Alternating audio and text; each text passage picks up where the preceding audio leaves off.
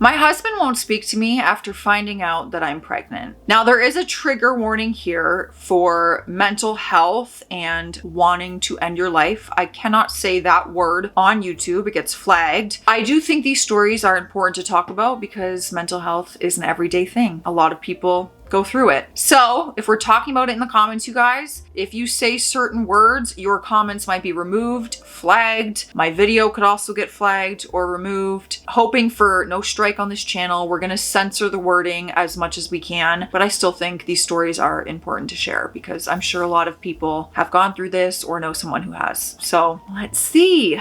This was a very much planned pregnancy after dealing with infertility for a long time. However, despite dealing with unexplained infertility for so long, he always refused to get tested. He remained optimistic that we would get pregnant eventually. The thought of doing a semen analysis repulsed him so much it sent him into a downward spiral of self-hatred and insecurity. Then, surprise, I got pregnant unassisted. This should be a really exciting time for us, but all of a sudden, he doesn't want to be a dad. He says he wants a divorce so I can start over with someone else. He's already found a new place to live and is in the process of moving out. He won't speak to me. He won't answer any of my questions. I'm completely and utterly confused and heartbroken. Now, I know a lot of you will say he never wanted to be a dad. It sure seems that way, but he desperately wanted us to get pregnant when we were struggling. It was just the thought that something might be wrong with him that sent him into a spiral. I love my husband, but he very clearly has some undiagnosed mental issues. He is not thinking or seeing things clearly, and some of the things he has been saying seem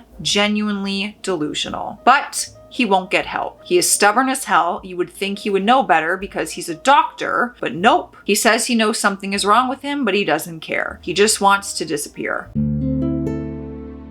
I really, really want this baby. We're in our 30s and I've been trying for so long. I'm afraid the stress of this will cause me to miscarry. That's probably what he wants. I don't understand why this is happening. How can you force someone to get help when he doesn't want to get better? How am I supposed to raise a child without him? I'm financially dependent on him because that was what we had planned for. Edit. After talking this through in the comments, it's becoming increasingly obvious to me that my husband is not mentally well. I didn't include his entire history in the post because I thought it's best to keep it relevant to this specific situation. But he has had episodes like this before. I'm shocked it wasn't so obvious to me that something was wrong with him. I have suggested therapy in the past, but he has had bad experiences and refuses to try again. Now, we have some top comments on this post so far. Someone asked, is there anyone in his family or maybe a friend that he listens to? OOP wrote back, maybe his mom. He talks to his dad the most, but I don't think they ever touch on anything deep or emotional. I don't think he'll talk to anyone about this. When I asked how he would explain our divorce to his family and friends, he simply said he just won't tell them because it's none of their business and they don't need to know. He genuinely seems borderline delusional if he believes that he can just quietly divorce me without anyone knowing. Next question. Is it possible he thinks you cheated? I'm absolutely 100% not saying you did, but I have seen it happen to couples who fall pregnant after having long-term fertility trouble that don't go the IVF route. Interesting. So maybe a partner will suddenly feel like they cheated because all of a sudden they got pregnant. Interesting. OOP wrote, I honestly don't even think that thought crossed his mind. He definitely would have accused me or asked me if he thought I cheated. Now that you bring it up, I'm actually surprised he doesn't think this. It would fit perfectly with the thought patterns that he does share with me. Let me know what you guys are thinking about it so far. We have an update though. This one came 3 days later. Most of the comments on my last post were so helpful. They helped me see things about my husband and marriage that I didn't see, but were so obvious. Some people suggested that his behavior was abusive. It's not. I know now that he is severely mentally ill. After that post, a few days later, he came to me and told me that he wanted to end his life. He made sure I knew that he had no plans to actually do it, just that he really wanted to not be here. The next day, I reported his behavior to his employer. I really wish I had done it anonymously because I felt like they didn't take me seriously at all. I got the impression that they thought I was just a scorned ex trying to enact revenge. Anyway, I have no idea what came out of it, but at least I did my duty in reporting it. Now that my eyes have been opened, I've noticed a lot more erratic behavior coming from him. And it's true that he should not be treating patients with his state of mind. Some of you suggested that he never truly wanted a baby. This couldn't be further from the truth. The majority of the time, he is such a normal, kind husband, and he would only speak so fondly of our future family. I truly believe that this is the real and true him, and that the man spiraling out in front of me is not who my husband really is. Anyway, not much has changed. He's actually still living with me, but sleeping on the couch. Actually, I don't think he's sleeping much. I hear him up at all hours of the night. One night he came into bed with me and just held me, but the next morning it was like it never happened. He is still adamant about the divorce, but somehow thinks we can do it without telling anyone or involving lawyers. He also wants to create a dating profile for me and set me up with someone else so that, quote, I can see that I'd be much better off with someone other than him. I, of course, told him no. He will not listen to me when I tell him that I want to be with him. He brushes me off and says, I'm not thinking clearly.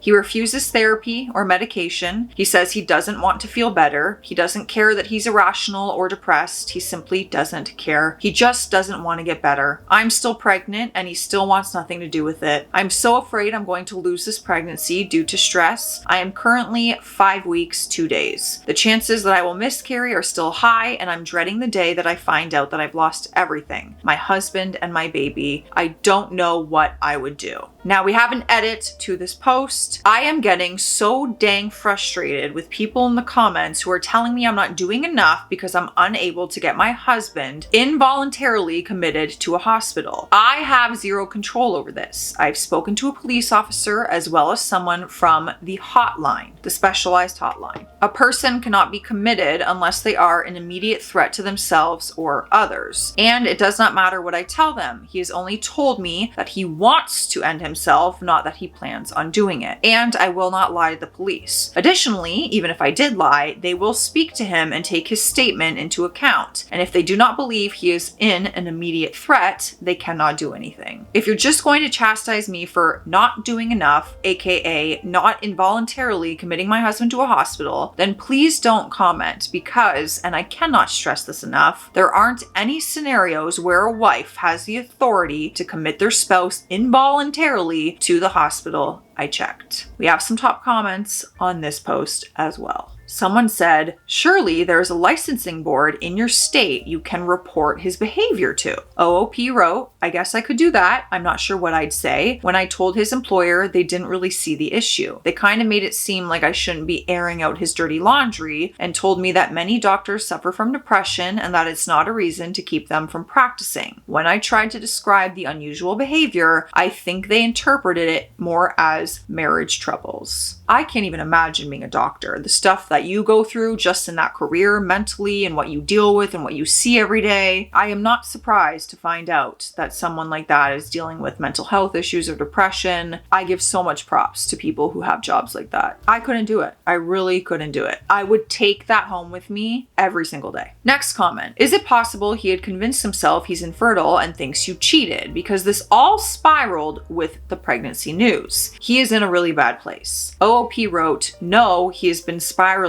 somewhat prior to this, but not as severe and not as long. This is just the worst episode. It was always short-lived and mild enough that I just wrote it off. He definitely doesn't think I cheated, or else he would be talking about it. At the same time though, he's not really talking. So you have no idea what's going through his head. Maybe just because he's not saying it out loud doesn't mean he's not thinking it. He's not saying anything to you. Who knows what's really going on in there? Next update came 8 days later. I wish I could say I have good updates, but I don't. Also, not much has changed. We're still living together in the same house. However, he has converted his office into his new bedroom. He mostly doesn't speak to me, but he has had moments of clarity where he acts normal and excited about the baby. Okay. However, it never lasts long because when I try to talk to him about getting help, he just shuts down and goes back into his weird delusions. Sometimes he talks to me about how he wants me to move out. He wants me to go on dates and find someone else to be the father of our baby. I've spoken to someone at the specialized hotline twice now and have been told there's nothing I can do to force him to get help. The hospital and police will not commit him involuntarily just because he says that he wants to do that. He has to have an actual plan to take his life. I've seen glimpses of him in a normal state, so I know my husband is still in there, but he absolutely refuses to get help.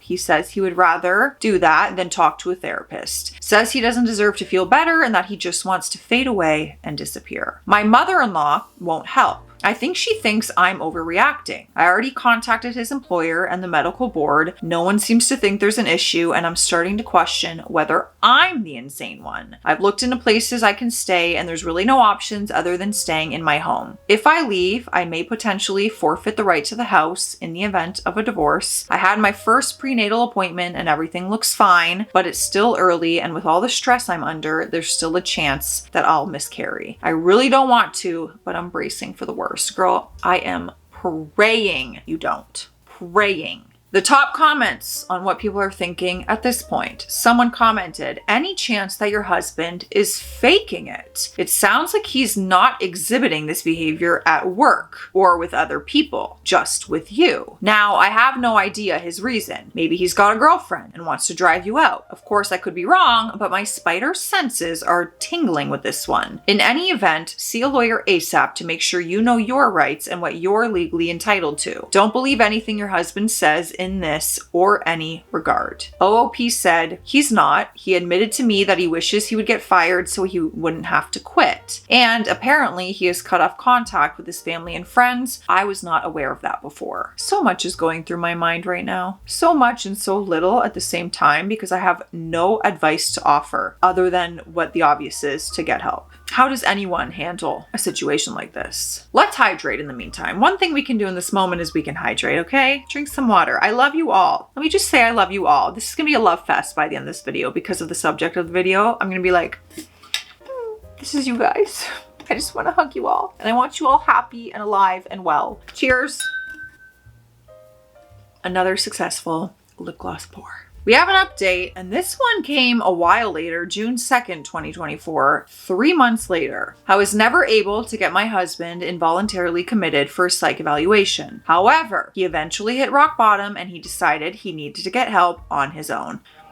Hallelujah. Like, genuinely, that's not even, like, hallelujah freaking Luya. It happened shortly after the time I posted because he has been on medication for about 2 months now. We even found a therapist that he really likes. However, his schedule makes it literally impossible to go to therapy on a regular basis. So he's only seen this therapist twice. We'll take it. Doctor, medication, therapy. It's a start. I was literally so proud of him. He was proactive and committed. However, things really haven't gotten much better. He continues to say things about ending his life. The psychiatrist recently took off the first medication and now he is trying a new one. I know it is a process to get the right combination and dose of medication before it really starts to work. I am exhausted, and not because of the pregnancy, but because I've become his caretaker and his punching bag. Not literally. He's never been physically abusive and he has never really called me names. But sometimes when he is spiraling, he will just push me away figuratively by saying things that he knows will hurt me. He'll tell me to go be with someone else, to find a new dad for the baby. He'll accuse me of never loving him and only using him so that I could have a baby. He tries so hard to convince me to leave him, and I'm just so tired of it. It sounds selfish, but I can't take it. I know the baby feels everything that I feel, and that kills me. I am giving the poor child the worst start to its life. I should be experiencing joy and relaxation. Instead, I am constantly in fight or flight mode. Anyway, I've made a plan in case I need it. I need him to do better before the baby comes. I have already met with a lawyer in case I decide that I've had enough. I was able to get legal advice, and now I have a lawyer on standby who already has all of the information. But I feel like we're racing against the clock. I told him if he's not significantly better by the time the baby comes, I'm going to visit my family and give birth there. Does that seem fair? I feel guilty about it because technically he's trying to get better and it could take a while. He's doing everything he should be doing, I guess. But I have to protect myself and I have to protect my baby. And having the baby in another state and staying there, getting a job, etc., will make it much more difficult for him to get the custody if it comes to that.